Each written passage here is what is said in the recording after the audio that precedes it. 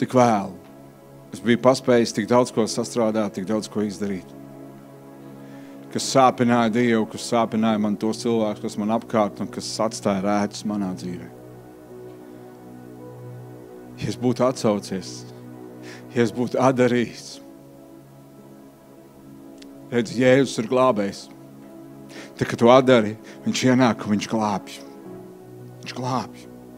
Bieži vien mums liekas, viņš glāb mūs no kāda, nē. Pirmkārt, viņš glāb mūs no sevis pašiem.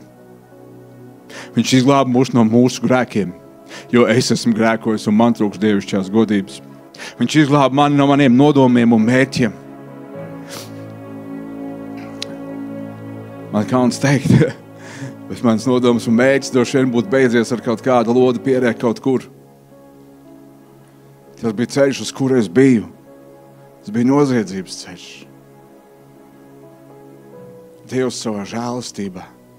Viņš izglāba mani, viņš mainīja mani, un viņš deva man mūžīgo dzīvību. Es viņam atvēru durvis.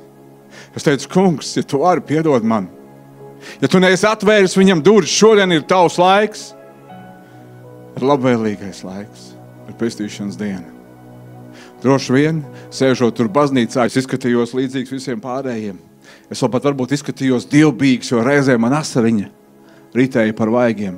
Es cēlos kājās, es metos ceļos, es darīju visu, ko vajag. Rokas laikam gaisā tikai necēlu.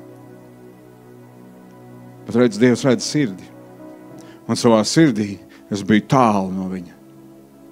Savā sirdī es biju apņēmies, es biju noņēmis savu dzīves ceļu, es zināju, kur es eju. Bībele saka, dažām labām viņa ceļš patīk, bet pēcgalā tas ved viņa pazušanā. Ja tu neesi atvēris savu sirds durvis, viņam izdara to šodien.